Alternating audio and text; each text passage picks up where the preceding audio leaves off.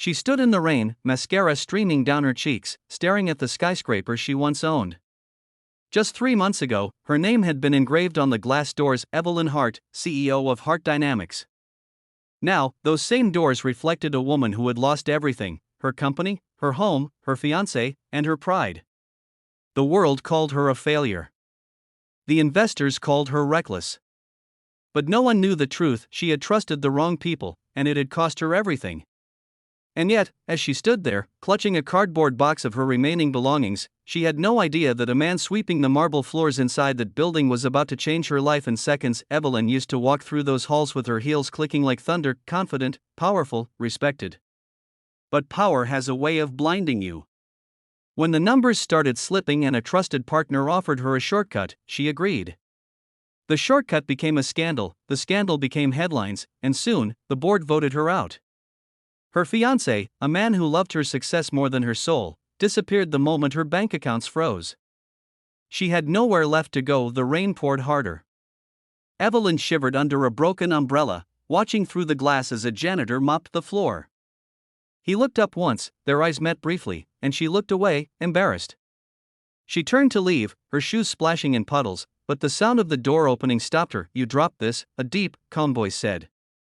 She turned and saw the janitor holding her notebook, the one she used to write her ideas in. His uniform was damp, his face lined with exhaustion, but his eyes, they were kind. She took the notebook quickly, muttering, "Thank you." He nodded and smiled faintly. "Rough night?" She gave a bitter laugh. "Rough life." "Then you're still breathing," he said simply, his tone gentle but firm. That's something most people forget to count as a win. Something about his voice, the grounded warmth in it, cracked something inside her. But pride made her turn away. She couldn't break down in front of a janitor. Over the next few weeks, Evelyn drifted from couch to couch, sending resumes that never got replies. The world didn't forgive fallen CEOs easily. She ended up taking a temp job cleaning offices, irony at its cruelest. And on her first day, she walked into the same building she once owned. The same marble floors. The same walls she had chosen during the renovation. The same janitor, the man who had picked up her notebook. He looked at her in surprise, then smiled. "Didn't think I'd see you here? Didn't think I'd ever be back," she whispered. His name was Liam Cooper. A single dad, working nights as a janitor to raise his 6-year-old daughter, Mia. He didn't talk much about his past, but there was something about the way he treated everyone, from the receptionist to the security guard, that drew people to him.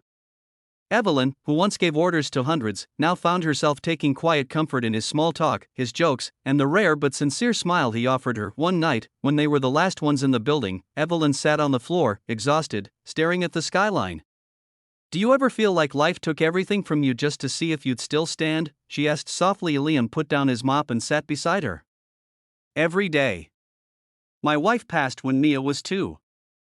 I was working 2 jobs, barely keeping it together. I thought I'd break.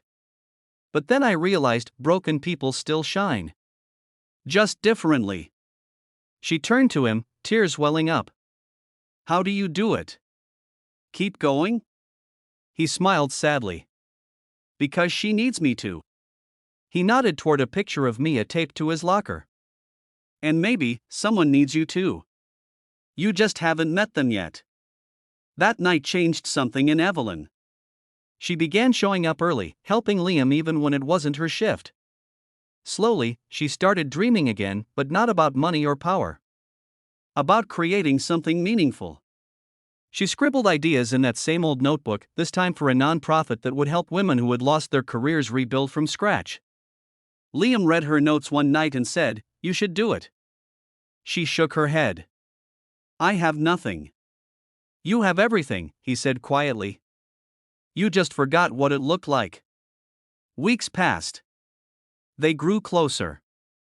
Evelyn met Mia, a shy, bright-eyed little girl who adored coloring and thought Evelyn's fancy words were magic. For the first time in years, Evelyn laughed.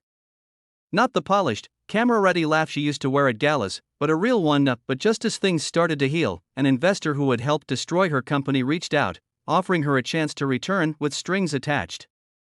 The deal would restore her wealth instantly but force her to abandon her new project. It was everything she thought she wanted, but it didn't feel right. She told Liam about the offer.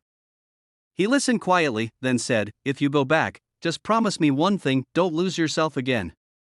"I don't even know who I am anymore," she admitted. He looked at her with a steady gaze. "You're the woman who helped my daughter believe in dreams again. That's who you are." The next morning, Evelyn declined the deal. Instead, she launched her project with the little savings she had, and Liam helped every step of the way, printing flyers, fixing the old computers, even cleaning the small rented office they managed to secure. The first women they helped cried in gratitude, and Evelyn realized something powerful: she hadn't lost her purpose, she had just found a new one. Months later, a local news station ran a story about her new initiative, From CEO to Hope Giver, Evelyn Hart Rebuilds Broken Lives. The footage showed her holding Mia's hand, smiling as she said, "Sometimes, losing everything is how you make room for what truly matters." That night, after everyone left the office, Evelyn stood by the window, the city lights shimmering below. Liam walked in quietly, carrying 2 cups of coffee. "You did it," he said. "No," she smiled. "We did it." He looked at her, and for a moment, the world felt still. "You changed my life," she whispered. He shook his head. "No, Evelyn. You just remembered who you were. I only reminded you." As the rain began to fall outside again, she took his hand.